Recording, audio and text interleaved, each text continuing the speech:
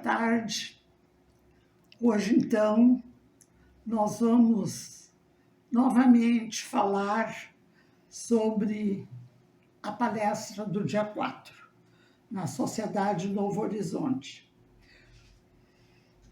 É uma história de amor que nós vamos contar, relatar a mais bonita história de amor que a Terra já conheceu. Falamos, então, de Jesus, mestre, guia e modelo. Livro que foi escrito recentemente, porque é lançamento, pela autora Gladys Pedersen de Oliveira, escritora espírita, professora por mais de 30 anos, trabalhadora que foi da Fergs. Por muitos anos ela foi presidente e sempre batalhou na presença de aulas evangelizadoras para adultos e crianças, mas principalmente para crianças e jovens, porque ela achava que sem educação espiritual, a educação do homem não estaria completa. Ele teria só as matérias humanas, aqui materiais mesmo, mas faltaria algo que o ensinasse a espiritualidade. Então, essa é a Gladys, nossa querida amiga e companheira, que é voluntária do Instituto Amigo Germano, em Porto Alegre, e no Hospital Espírita de Porto Alegre, que fica no bairro Teresópolis. A Gladys, então, começa nos contando que havia em Nazaré uma moça muito bonita chamada Maria. Naquele tempo não se usava sobrenome. Os sobrenomes eram o da profissão da pessoa, dos pais da pessoa, Pedro, filho de Jonas, João, filho de Salomé, e assim por diante. José, o carpinteiro, porque era a profissão que ele exercia. A Maria, filha de Ana e Joaquim. Quando ela tinha mais ou menos uns 15 anos de idade, ela ficou órfã. E aí seus tios resolveram levá-la para o Templo de Sião, porque em Jerusalém havia só um templo, mas próximo a esse havia o Templo de Sião, que era um templo menor, dedicado a acolher moças, órfãos, necessitadas de carinho, de cuidado. Lá elas aprendiam ofícios como bordados, costuras, a serem boas mães, boas donas de casa, enfim, eram formadas para a educação da vida. Quando a Maria tinha 17 anos aproximadamente, ela foi pedida em casamento por José. José, que era carpinteiro, tinha sua carpintaria em Nazaré e já era viúvo. Ele era viúvo da Débora e tinha 5 filhos menores. Naquela época, José beirava os 35 anos de idade.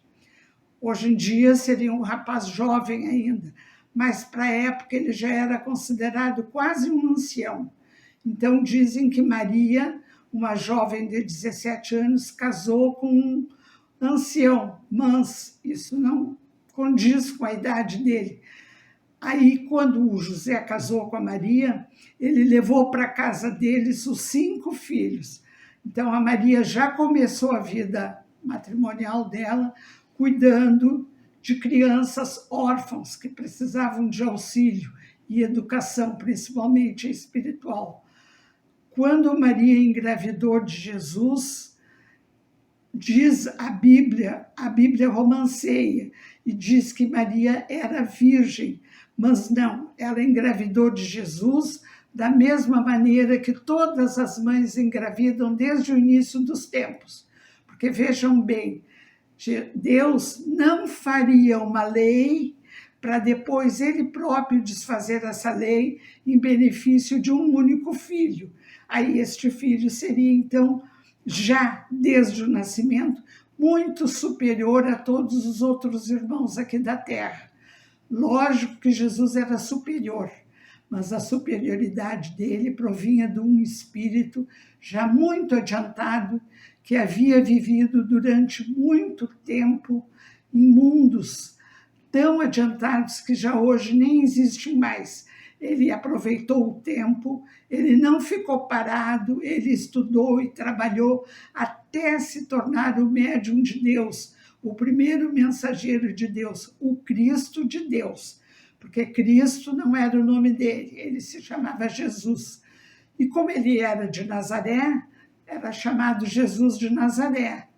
Cristo é posto, é galardão que se atinge ao longo dos anos, ao longo dos milênios, com o estudo adequado. Jesus era judeu por nascimento, porque, de fato, ele nasceu em Belém de Judá, e nazareno por tradição, porque foi criado na aldeia de Nazaré. Quando a Maria estava já adiantada na gravidez, ela, por ser uma pessoa muito delicada, José ficou com medo dela ter o nenê em Nazaré e a levou para Belém de Judá, onde morava a Sara, tia dela, que também era parteira. Aí, então, ali ela teve o nenê. Nesse meio tempo, Herodes ficou sabendo, por magos da época e por astrônomos, que quando houvesse a conjunção de dois planetas, que haveria uma luz estranha dos céus. Essa luz, na verdade, foi quem guiou os três reis magos, que eram estudantes, eles eram estudiosos dos fenômenos estelares. Então, guiados por essa luz, eles visitaram o menino Jesus, ainda em Belém de Judá. E, em vez de ouro, incenso e mirra, na verdade, eles levaram uma sacola contendo ouro para ajudar a criação desse menino nos primeiros tempos de sua vida, até que fosse preciso. E prometeram que a cada 20 luas eles regressariam onde estava o menino para ver se ele estaria precisando de alguma coisa. Felizmente, a carpintaria de José era bem procurada. E a família não era miserável, era pobre, mas ganhava o suficiente para alimentar os 5 filhos, mais Jesus, mais a Maria, de modo adequado. Tanto é que Jesus foi apresentado no templo como qualquer criança da época. Na falta de um animal maior, José e Maria levaram um parzinho de rolas. Depois voltaram para Nazaré. Quando Jesus andava mais ou menos por volta de 2 anos de idade, eles tinham novamente ido ao templo, porque naquele tempo era o que se costumava fazer. Não havia igrejas, outras, né? Então, quem não tinha templo, tinha sinagoga, que eram pequenas construções erguidas nas próprias cidades, com os recursos daqueles moradores, alguns às vezes bem escassos, mas erguiam de maneira modesta, mas com muito amor. E nas sinagogas, qualquer pessoa poderia debater os assuntos espirituais da época, porque não havia nenhuma religião fundada, nem cristianismo, não havia nem evangélicos. Então, tudo que se sabia era o que estava escrito nos pergaminhos, que eram rolos de papel, onde se escrevia em pergaminho, que era uma planta que dava muito naqueles lugares, então faziam papel, premiam e espremiam, faziam papel. E também peles de animais, mas pele de animais saía mais caro, era mais difícil. Tudo que se sabia estava nos pergaminhos, que só aos doutores da lei e aos escribas era dado conhecer. fora Jesus, é lógico, porque os doutores da lei e os escribas eram os únicos que sabiam ler e escrever naquela época. O resto do povo sabia tudo por tradição oral. E Jesus nada escreveu, a não ser aquela vez que ele abaixou e escreveu com o dedo na areia, porque queriam lapidar a mulher adulta. A não ser essa frase, nunca mais ele escreveu nada. Talvez pensando que o povo pudesse modificar o que ele havia escrito. E, naturalmente, iriam modificar, porque a história de Jesus, enquanto ele foi vivo, ninguém se interessou para fazer uma história, a história dele. Apenas no século II, o historiador Flávio Joséfo escreve uma frase assim: a Roma pegou fogo, o imperador era Nero, e diz o Nero, imagina quem era o Nero para dizer que quem pôs fogo em Roma eram os homens que seguem a Jesus, chamado de nazarenos, porque naquela época o nome cristão ainda não havia sido inventado. Então, quem seguia? Porque a Palestina era uma faixa de terra comprida e estreita. Teria mais ou menos 240 quilômetros de comprimento de norte a sul e estreita, 34 mil quilômetros quadrados de extensão, e ela é cortada de um lado pelo mar Mediterrâneo, de outro lado pelo rio Jordão, e ao centro por uma cadeia de montanhas. Como os pescadores não sabiam que o mar da Galileia não era mar, era, na verdade, um braço de mar, um rio misturado com um pedaço de mar, eles apelidaram de o Mar da Galileia. Então, no Mar da Galileia estavam todos os pescadores da época de Jesus, que eram 10. Apenas o Levi, que se tornou Mateus, era um cobrador de impostos que foi convidado por Jesus para ser seu discípulo e aceitou. E o Judas Iscariotes, que era de uma família de Corió, uma família que habilitada a trabalhar com comércio.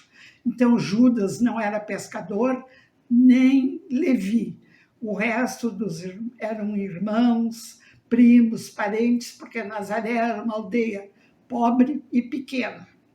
Caminhando à margem do mar da Galileia, Jesus um dia começou a encontrar. O primeiro que Jesus encontrou foi Simão, colocando as redes junto com seu irmão André, e convidou: se vocês quiserem vir após mim, eu os farei pescadores de homens. Eles aceitaram imediatamente. Depois Jesus convidou os outros 10 que se encontravam sempre ali à beira do Mar da Galileia, que era de onde eles tiravam os peixes para comercializar e poderem prover o seu sustento e o sustento das suas famílias. Mais tarde, Jesus começou a explicar para os discípulos, porque nessa época aquele grupo ainda não era de apóstolos, era de discípulos. Eles estavam aprendendo, começando a aprender o beabá com Jesus. E alguns com mais facilidade, outros com mais dificuldades, como é próprio do ser humano, mas todos com muito boa vontade. E aí eles teriam que ter um lugar onde se encontrarem. Como Pedro morava em Cafarnaum, porque naquele tempo, Cafarnaum, Betsaida, Cesareia de Filipe, Decápolis, que era um grupo de 10 cidades gregas, perto dessas outras cidades, Magdala, que era o lugar da Maria Madalena. Então, havia muitos lugares, mas Jesus escolheu Cafarnaum, que era o lugar onde Pedro morava com sua esposa e sogra, já que ele não teve filhos. Então, primeiro culto do Evangelho no Lar foi feito na casa de Pedro, onde todos se reuniam à noite, depois dos seus afazeres, porque nunca deixaram de trabalhar para poderem estudar essa nova doutrina, a Boa Nova. Então, todos ali se reuniam para estudarem. Com o correr do tempo, Jesus foi vendo que Pedro era o mais velho deles, era uma alma muito sensível, pura, embora tivesse um temperamento meio difícil, mas Jesus encontrou potencialidades inúmeras em Pedro. Então, um dia, eles sentados, conversando, Jesus olhou para ele, mostrou uma pedra e disse: Simão, tu és Cefa. Cefa é pedra em hebraico. Simão, tu és pedra. E sobre essa pedra eu erguerei a minha igreja. Então, ele passou a ser chamado Simão Pedro, mas o nome dele de início era Simão. Simão tinha uma casa grande, porém bem envelhecida, na estrada de Jope, que ela havia sido propriedade do pai de Simão Pedro. Então, ali Simão fez como que uma hospedagem para as pessoas que subiam ou desciam de um lado para o outro, os viajantes, os pobres, os doentes da alma e do corpo. E ali Simão botou o nome de Casa do Caminho. Essa Casa do Caminho acolheu muita gente. Enquanto alguns trabalhavam na Casa do Caminho, outros saíam a preparar o terreno para Jesus, que já havia sido aplainado uma vez, há 3.500 anos antes, por Moisés. E depois, mais tarde, foi aplainado por João Batista, que era primo de Jesus e apenas um ano mais velho que ele. João Batista pregava no deserto, se vestia com pele de animais e a refeição dele era muito frugal, gafanhotos e mel silvestre. Uma alma gentil que veio preparar, ajudar, assim como outras almas vieram, porque quando Jesus estava para nascer, o ar por aquelas paragens, dizem os escritores, começou a ficar mais leve, as plantas a brotarem com mais facilidade, as pessoas ficaram mais alegres, porque ali iria nascer o Filho de Deus, o nosso irmão mais velho, aquele que viria nos ensinar, dizendo: eu sou o caminho da verdade e da vida, a não ser por mim, ninguém chega ao Pai. Então, Jesus, algumas vezes, deixou entrever que ele realmente tinha um pai biológico aqui na Terra, o José, e o pai do céu, que é o pai de todos nós, Deus. Mas ele pode ser chamado por nome de Deus, Javé, o nome que queiram. Não deixa de ser a suprema inteligência do universo, causa primária de todas as coisas. Este é Deus, o Criador. Nós somos as suas criaturas, a assinatura da obra de Deus no universo. Quando já estavam mais adiantados esses discípulos, que viajavam pouco, porque tinham que andar a pé ou em lombo de burro, naquele tempo não havia o costume de conduções, as pessoas caminhavam 2, 3 e mais dias a pé. Por isso Jesus disse: vamos dar hospedagem a quem nos pedir, porque ele se incluía muitas vezes entre os seus discípulos.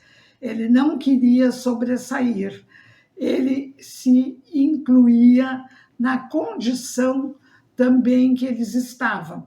Nós temos que dar hospedagem para recebermos hospedagem quando estivermos a caminho. Ora, a caminho de quê? A caminho da vida espiritual. Tanto que ele contou a parábola do bom samaritano, que um homem foi assaltado numa estrada quando ele andava fazendo o seu caminho e passou por ele um sacerdote, fez olho branco, não socorreu e continuou o seu caminho. Depois passou outra pessoa, deve ter sido um fariseu, passou e não socorreu. Aí veio um samaritano, que era uma parte não muito benquista, e aí ele socorreu, desceu do seu cavalo, pôs óleo nas feridas do desconhecido, ele aceitou como se fosse seu irmão, levou para uma hospedagem, disse que ficassem com ele, que na volta ele pagaria o que faltasse.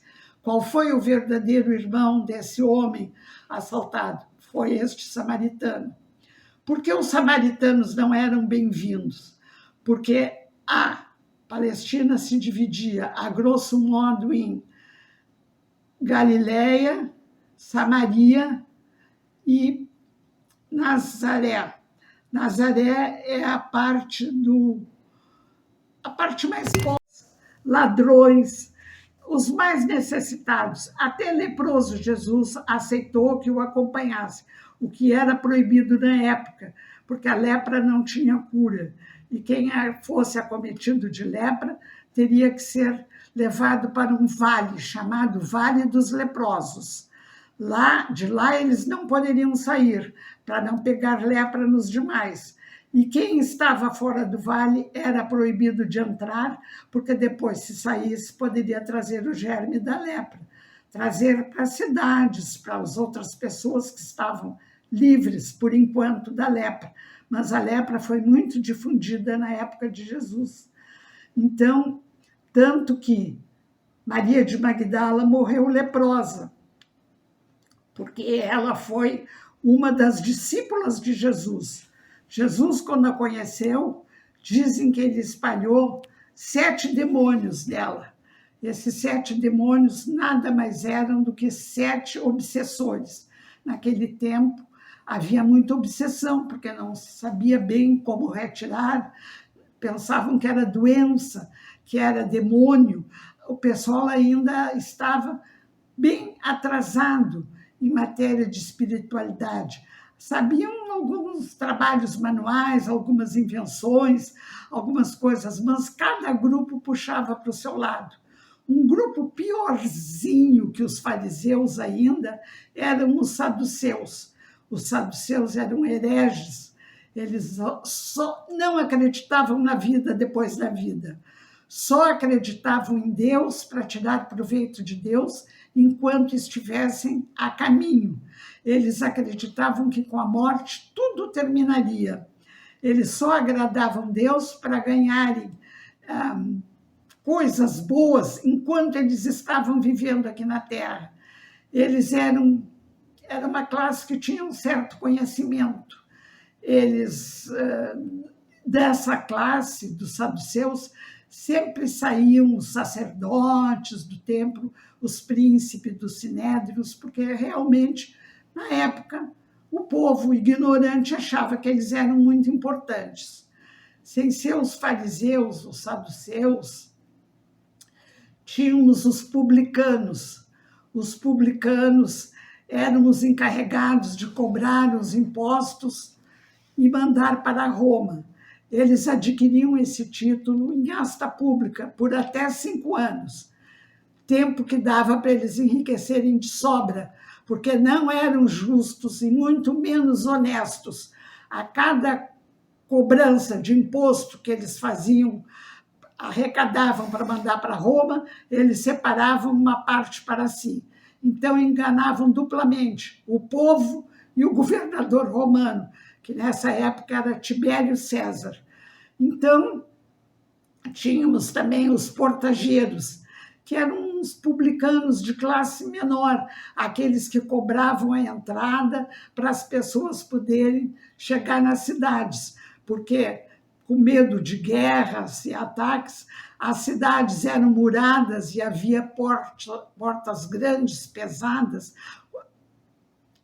com guardas, e só entrava quem pagava, quem não pagasse, que ficasse do lado de fora. Não havia noção de caridade, a não ser aquela que Jesus começou a ensinar, e aquele pouco que João pôde transmitir. os discípulos foram se tornando em apóstolos, porque quando Jesus tinha mais ou menos uns 23 anos de idade, morreu José, o pai dele, que é o dono da carpintaria.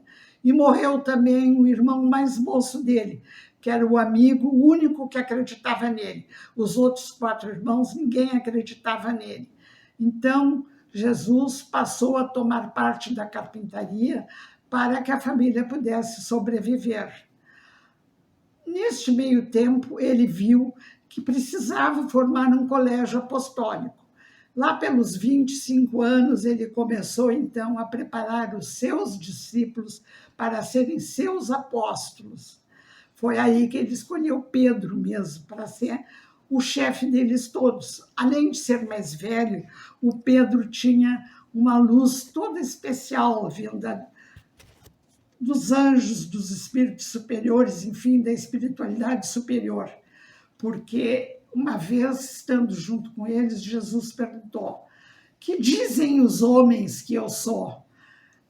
Uns dizem que tu és Elias, outros dizem que tu és João Batista, Jeremias, ou outro profeta qualquer ressuscitado. Olha, ele não poderia ser João Batista se João conviveu com ele, né?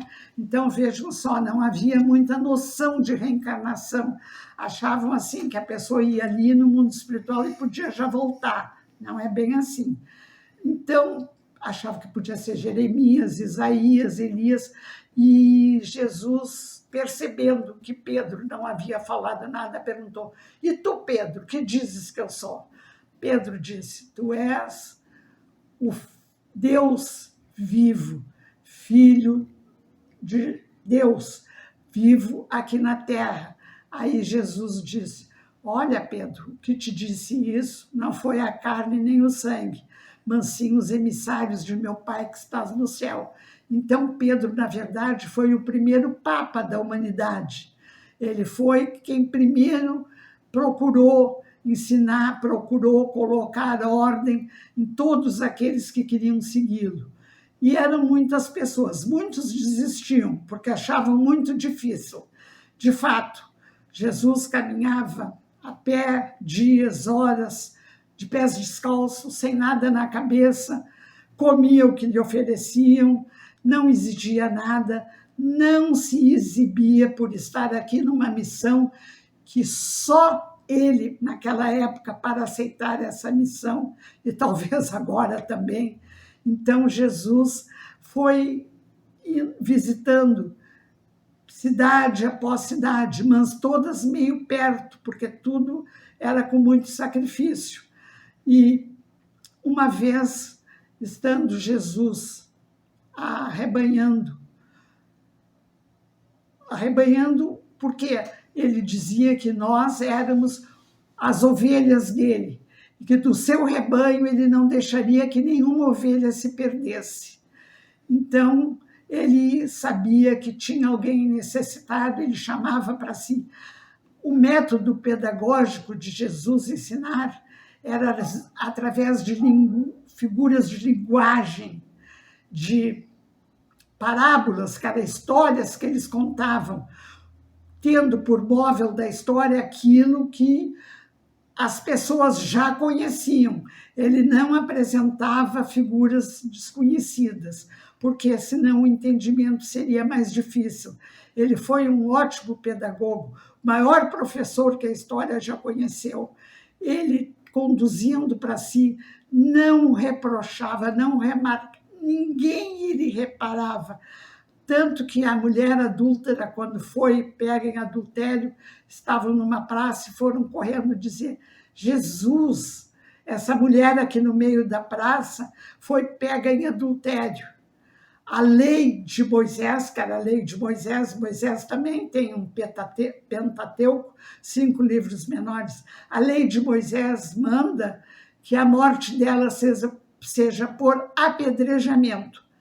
Aí as pessoas se olharam: será que ele vai mandar apedrejar? Sim, porque a mulher pega em adultério seria apedrejada. E o adúltero, onde é que estava? Muito bem, obrigado, talvez até apreciando o apedrejamento da mulher.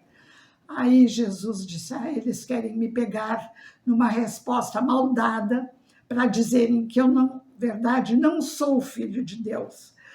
Então, eles tinham muito medo de alguém superior a eles, porque a ânsia de poder e o fanatismo pela lei antiga, a lei de Moisés, era cruel. Então, o que eles faziam? Eles mandavam matar, eles não tinham ordem para matar, mas eles deixavam no deserto para morrer de fome, de frio, de sede. Não matavam assim escancaradamente, mas tinham seus métodos de se livrarem daqueles hóspedes indesejáveis. Então, ele disse: querem apedrejar?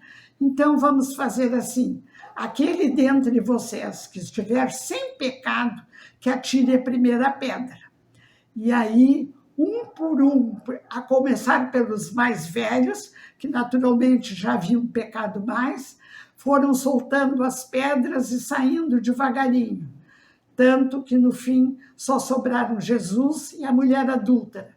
E Jesus, caminhando até ela, perguntou: mulher, onde estão os que te queriam apedrejar? Foram todos embora? Não há ninguém? Ela disse: ninguém, Senhor. Pois então, se não te condenaram, nem eu também te condeno. Vai e não tornes a pecar. Era sempre assim que Jesus fazia. Olha a grandeza e a bondade desse coração revestido de um corpo humano, com órgãos humanos. Porque se ele não fosse humano, ele teria sido uma farsa e não um espírito superior encarnado num mundo inferior.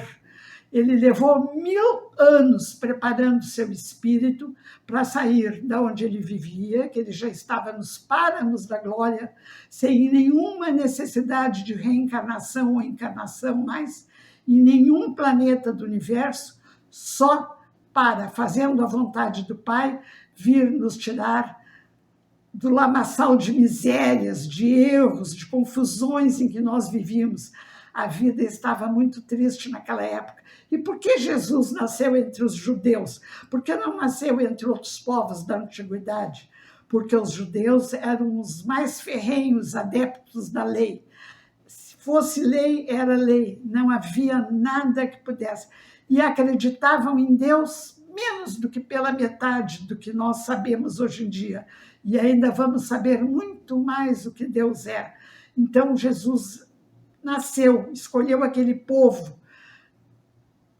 cabeçudo, teimoso, ferrenho para suas leis, inimigos entre si, porque já naquela época, não é hoje em dia só que Hamas e os palestinos brigam e querem conquistar a faixa de Gaza e querem que o Estado de Israel desapareça.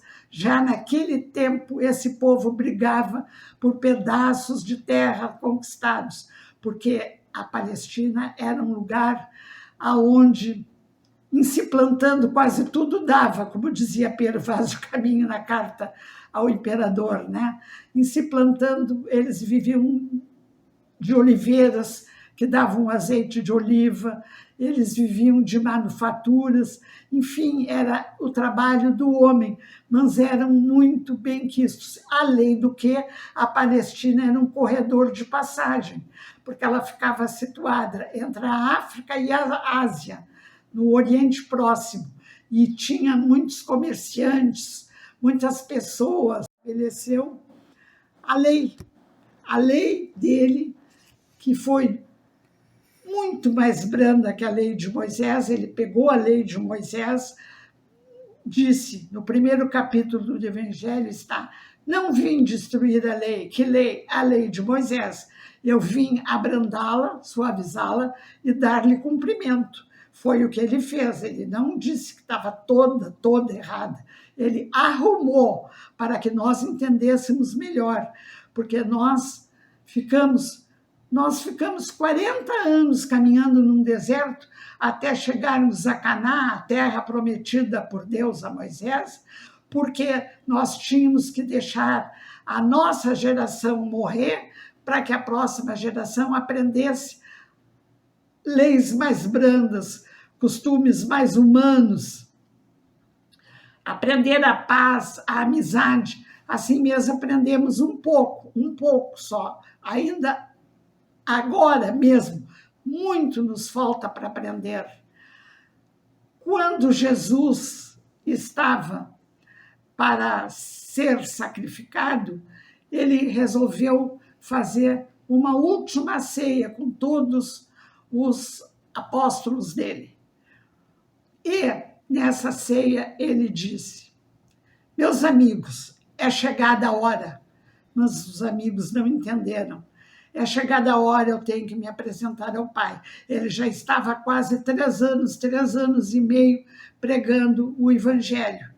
Mas não tinha sido entendido. Até hoje nós não entendemos bem, ou se entendemos, não praticamos todo o Evangelho como ele deveria ser praticado. Então é chegada a hora, porque aquelas pessoas que ele seguia e que ele fez curas, como curou até a filha de um senador romano, a Flávia, que teve lepra. O senador foi no escuro da noite procurar Jesus e disse, Jesus perguntou: o que quereis que eu faça? Eu já sei, tu queres que eu cure a tua filha, tua única filha, Flávia, que está cometida de lepra. Vai para casa que ela vai estar curada. Aí o senador disse, mas como assim? Só com uma palavra? Não vai nem visitar minha filha, nem fazer outra... Vai para casa que a tua filha estará curada. E o senador foi e encontrou a Flávia curada. E se transformou, porque a mulher dele já seguia. A mulher e a serva do senador era o Públio Lentulus, que mais tarde o Públio Lentulus foi Emmanuel. E depois ele foi padre aqui no Brasil. Tem muitas encarnações o Públio Lentulus, é muito linda a vida dele. Então, como o Tibério César ficou sabendo que o senador Públio havia visto Jesus pessoalmente, porque aí Jesus se virou e se mostrou para ele, pediu, Públio, me descreve como é que é esse homem que falam tanto nele e eu não sei. Aí foi a carta que ele fez, que vários autores já escreveram, mas o fundo, a forma pode ser diferente, mas o fundo é o mesmo.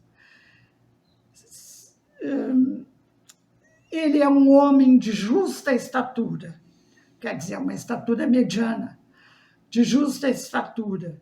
Tem as mãos e os braços muito bonitos. A sua pele é lisa, não se nota nenhuma ruga ou mancha.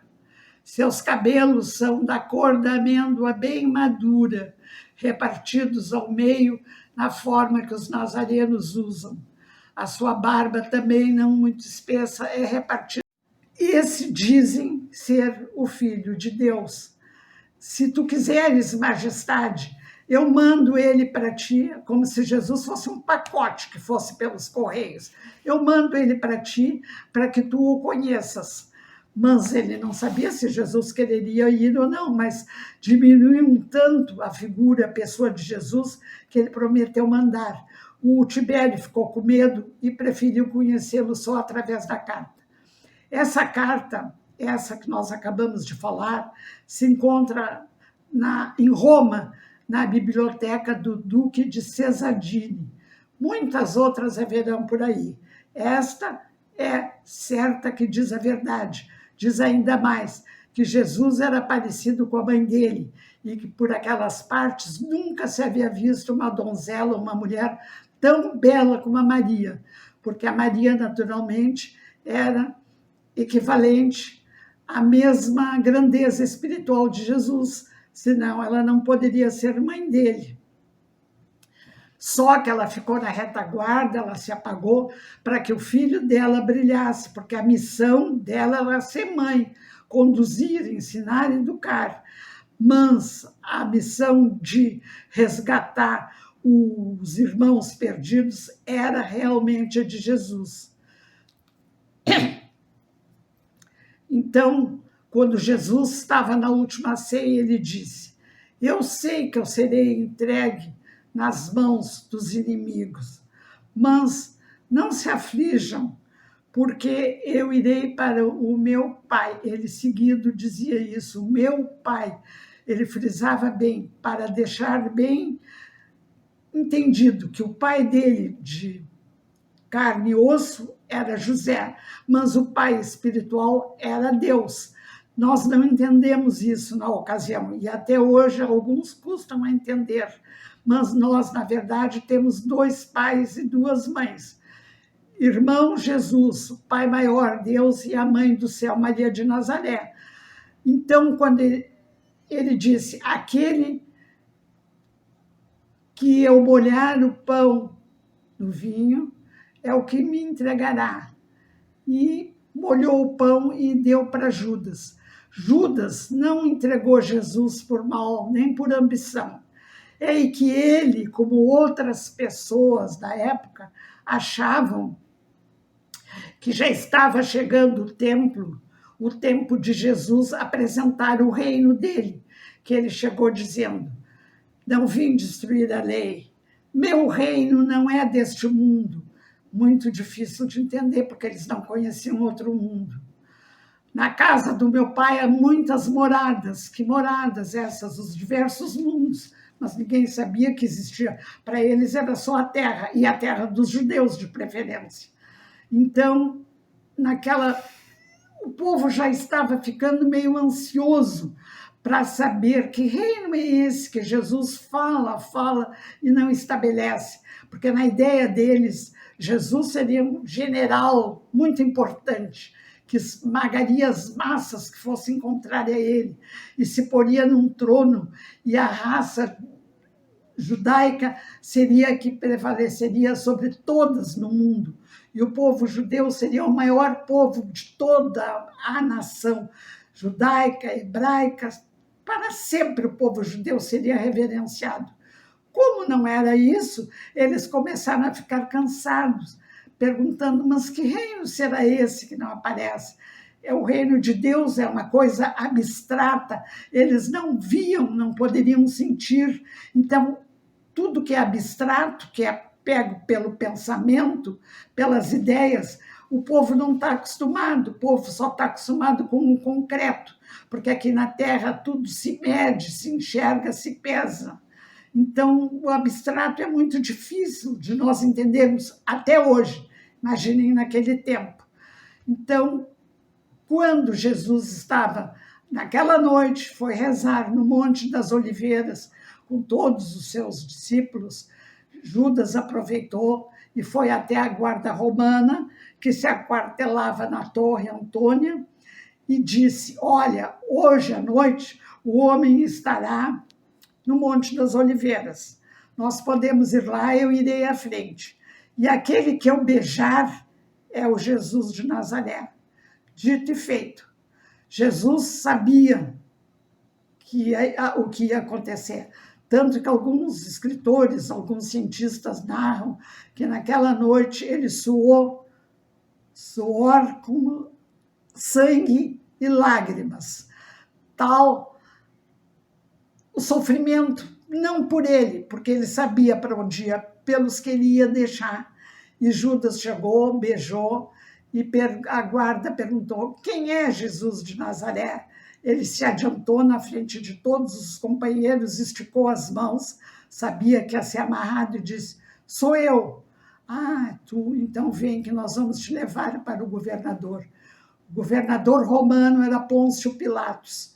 Roma ficava num lado, a Judéia do outro, mas Roma sempre mandava um governador para fiscalizar tudo o que se passasse contra o que fosse Roma, porque Roma era dona do mundo naquele tempo.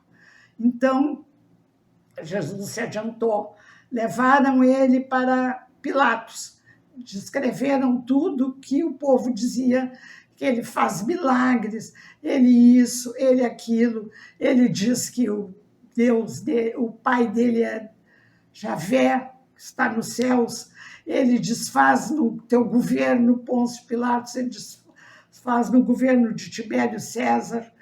Então, o que vamos fazer com ele? Aí Pilatos se retirou, pensou, disse, olhem, eu não acho nenhum crime de tanta grandeza assim para ele ser punido. Aí ele não quis sujar as mãos e disse: eu lavo as mãos da punição desse inocente, da morte desse inocente. Mandaram ele para Caifás, o sumo sacerdote. Caifás mandou ele de volta para Pilatos. Não acreditavam nele, mas ninguém queria ser responsável pela morte dele. Quer dizer que não acreditavam, não era bem assim, porque sabiam que ele era um ser superior. Aí, então, o povo, instigado por alguns, pediam: crucifique, mate Jesus de Nazaré e solte Barrabás, que era um vagabundo, um ladrão ordinário da época, que já havia sido preso e solto muitas vezes. Mas entre Jesus e Barrabás, o povo preferiu Barrabás.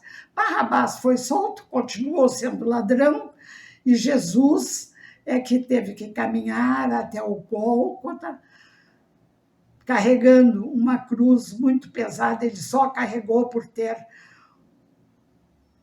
uma ajuda completamente espiritual, porque a cruz deveria de pesar mais muitos quilos, estava sob as costas nuas de um homem. E lá os romanos eram os únicos que podiam decretar o poder à morte. Se aproveitaram, porque também Jesus estava atrapalhando eles na ideia deles, e crucificaram Jesus. E ainda crucificaram mais 2 ladrões do lado dele, o bom ladrão e o mau ladrão. O bom pediu: Jesus, lembra-te de mim quando estiveres na casa do Pai. Jesus: vou lembrar. Tanto que Jesus perdoava os inimigos, que antes de ser crucificado, porque Judas havia sido escamoteado pelo remorso, havia se suicidado, ele passou onde Judas estava e disse: olhem essa frase, Judas, meu amigo, eu não te abandonarei. E ele estava sendo morto por causa de Judas, né? Na verdade, naquela época. E aí, então, ele, lá pelas 3 horas da tarde, conta o livro de histórias dele, ele faleceu. A mãe dele estava junto com Maria de Magdala.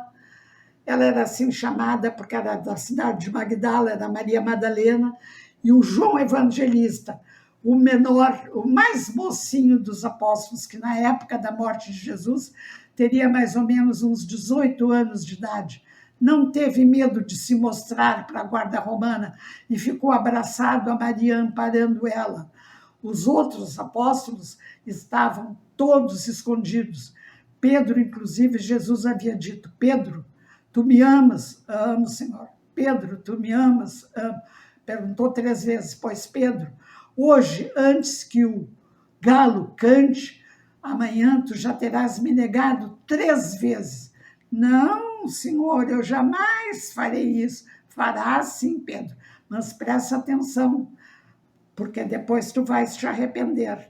Dito e feito, Pedro se escondeu entre a multidão, e quando a guarda perguntou para ele: tu não és Simão Pedro, aquele que anda junto com os seguidores do Nazareno? Não, eu não, nem conheço esse homem. Então, Pedro, por 3 vezes, disse que não conhecia Jesus. Jesus perdoou, como perdoou todos os outros que estavam escondidos. Mas estavam escondidos por ignorância, por medo. A ignorância traz muito medo, muita insegurança. Eles não tinham ainda certeza da missão deles. Quando Jesus desencarnou, que ele foi colocado numa sepultura dada por José de Arimateia, que é essênio, e os essênios eram muito bons, a pessoa primeira que ele apareceu foi para Maria Madalena, para provar que ela era uma pessoa que tinha tanto ou mais valor que outros, porque ela teve que se redimir de uma vida inteira de pecados, como os outros diziam. Ela estava rezando na frente da pedra do túmulo, que naquela época era nas grutas, e Jesus apareceu. entre flores, plantas. Ela pensou que era o jardineiro da região. E ele disse: Maria, tu não me conheces? Não, senhor, não sei quem és. Aí, quando ele falou: Maria, tu não me conheces? Ela viu que era a voz de Jesus. Levou um susto, saiu correndo, foi contar a todos que estavam reunidos, porque eles ficaram tão desanimados que pararam de trabalhar por um tempo, pararam de ensinar, de estudar, ficaram esperando a esperança que caísse do céu. E a Maria disse: Jesus vive, de fato, ele está vivo. Eu o vi, falei com ele hoje. Ninguém acreditou na Maria, claro. Aí eles correram para lá, levaram a Maria de Nazaré e viram de fato. Durante 40 dias e 40 noites ele conviveu entre eles. O Tomé foi o discípulo que não queria crer que ele tinha morrido e ressuscitado, teve que pôr a mão nas chagas dele. Por isso que a gente diz, crente como Tomé. E aí, depois disso, ele disse: agora eu vou subir aos céus, mas vocês não ficarão órfãos, porque eu sempre estarei, para até o fim dos tempos, eu estarei com vocês, ensinando, ajudando e curando a todos os que me procurarem. E quando ainda estava na cruz, ele olhou para o João Evangelista e disse: não chorem por mim, disse para a mãe dele, que estava chorando. Chorem antes por seus filhos. João, eis aí tua mãe. Mulher, eis aí o teu filho. Todos os outros apóstolos morreram sacrificados. O João Evangelista morreu bem velhinho, de morte natural, lá pelos 94 anos de idade, mais ou menos, e cuidou da Maria até o fim da vida dela. Essa, meus irmãos, é parte da história de Jesus, porque a verdadeira história nós teríamos que levar muito tempo contando, há muitos pormenores, mas estaremos sempre à disposição para falar no nosso grandioso, misericordioso irmão Jesus, esse que veio para nos salvar do quê? Das trevas da ignorância, nos salvar de nós mesmos. Ele veio nos ensinar cada um a viver. Não é ensinar o outro, é aprender a viver, porque nós ainda não aprendemos a viver como quer o nosso irmão, que está junto a Deus, nos céus, e de lá ele nos abriga no seu coração, nos conforma das nossas dores. O maior presente que ele poderia deixar para nós está no Evangelho segundo o Espiritismo. O maior presente que nós podemos ler e fazer força, se for preciso para entender, está no Evangelho. Que assim seja, com a graça de Deus e da Maria de Nazaré.